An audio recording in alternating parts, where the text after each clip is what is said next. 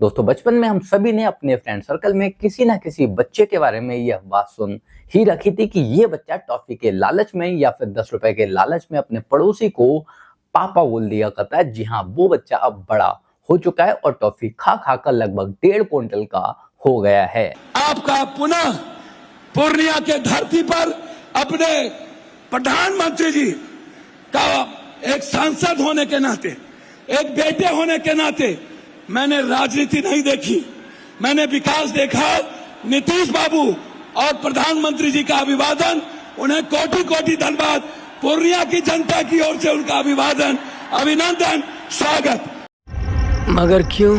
जब से राहुल गांधी ने और तेजस्वी यादव ने इसे अपने ट्रक पर चढ़ने से रोका है, तब से बंदा इज्जत का इतना ज्यादा भूखा हो चुका है कि किसी के भी ट्रक पर चढ़ने को तैयार हो जाता है और उसकी तारीफें करने लगता है, भले ही वो इसका कट्टर दुश्मन क्यों ना हो, भले ही वो इनकी पार्टी का जानी दुश्मन क्यों ना हो। मैं धन्यवाद देता हूं दिल के गहराइयों से कि आपने हमारे सपनों में साथ दिया, आप हमारे उम्मीद के साथ खड़े हुए और आप हमारे विश्वास की ताकत बने।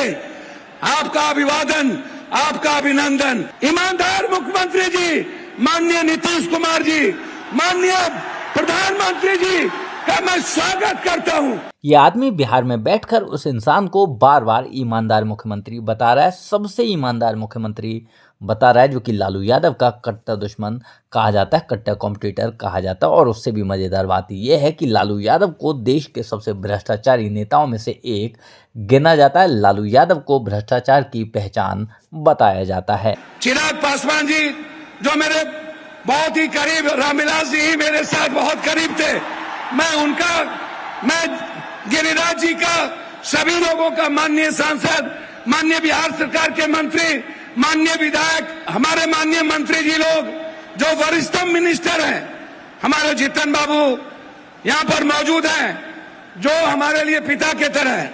पिताजी जैसे क्यों? पिताजी ही बोल दो, पापा ही बोल दो, क्योंकि जिस तरह की हरकतें तुम कर रहे हो उस तरह से लगता तो यही है।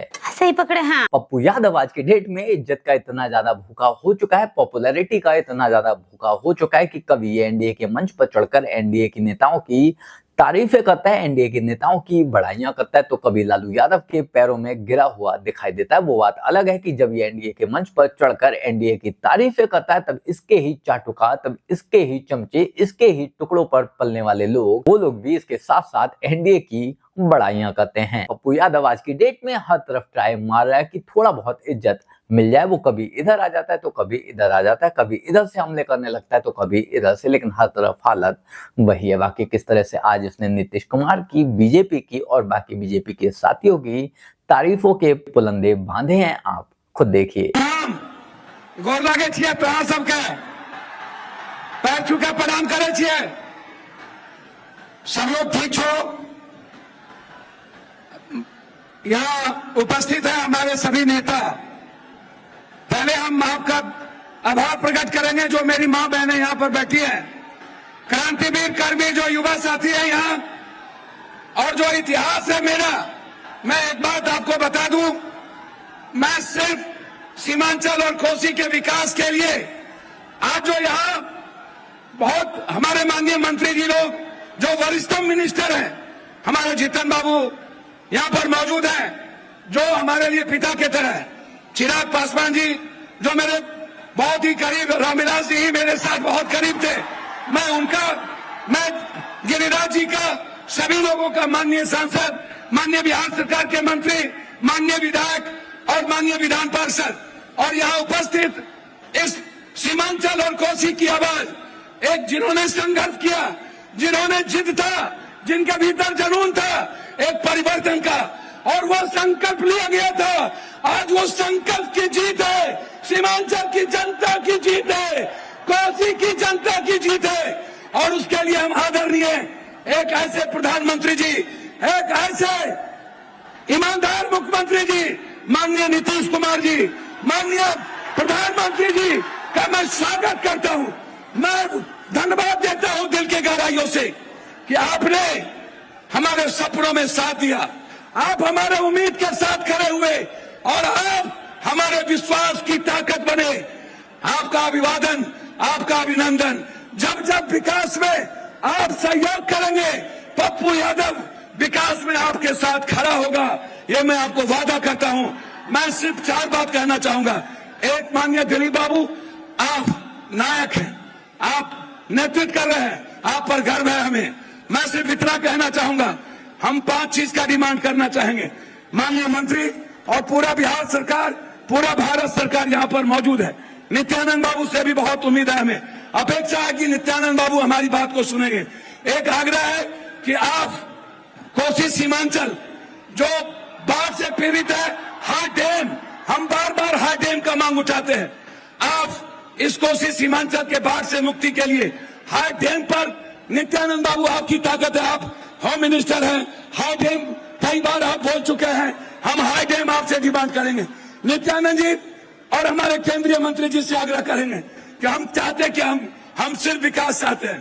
कोसी सीमांचल हमेशा दूर रहा है, इसलिए मैं आपसे आग्रह करना चाहूंगा, पूर्णिया या कोसी में एक एम्स का निर्माण आपके द्वारा जरूर घोषित हो।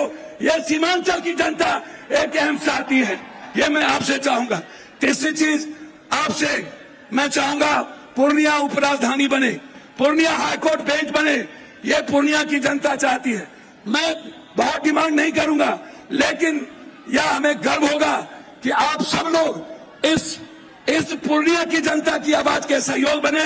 मैं इन्हीं शब्दों के साथ एक आग्रह करूंगा आपसे कि पूर्णिया में एक इंटरनेशनल स्टेडियम की घोषणा हो, एक ऐसा स्टेडियम जो भारत में आके खेले। मैं इन्हीं शब्दों के साथ मैं पुनः आपसे यह आग्रह करते हुए कि आपने मखान पर और तिलकुट पर 18% और मखान पर अब 5% आपने जीएसटी लगाया है। भीख मांगते हैं कि मखान जो मेरी ताकत है, आप कम से कम मखान पे 10 फैक्ट्री और मक्का जो हमारी जीवन की ताकत है उस पे 10 फैक्ट्री, मखान और तिलकुट पर आप जीएसटी खत्म कर दें। इन्हीं शब्दों के साथ आपका पुनः पूर्णिया के धरती पर अपने प्रधानमंत्री जी का एक सांसद होने के नाते, एक बेटे होने के नाते, मैंने राजनीति नहीं देखी, मैंने विकास देखा। नीतीश बाबू और प्रधानमंत्री जी का अभिवादन, उन्हें कोटि कोटि धन्यवाद। पूर्णिया की जनता की ओर से उनका अभिवादन, अभिनंदन, स्वागत। पप्पू यादव के इस भाषण की असल वजह क्या रही होगी, पप्पू यादव के एनडीए की तारीफें करने की असल वजह क्या रही होगी, वो तो खैर यही जानता है। लेकिन आप इस बारे में क्या सोचते हैं, कमेंट कर जरूर बताएं। अगर आपको लग रहा है कि यह आदमी आरजेडी को और कांग्रेस को धोखा देने वाला है या फिर सिर्फ नौटंकी कर रहा है, तब भी अपनी राय जरूर दें। जल्द मिलते हैं किसी नए वीडियो में नए टॉपिक के साथ। तब तक गुड बाय, नमस्कार, जय हिंद।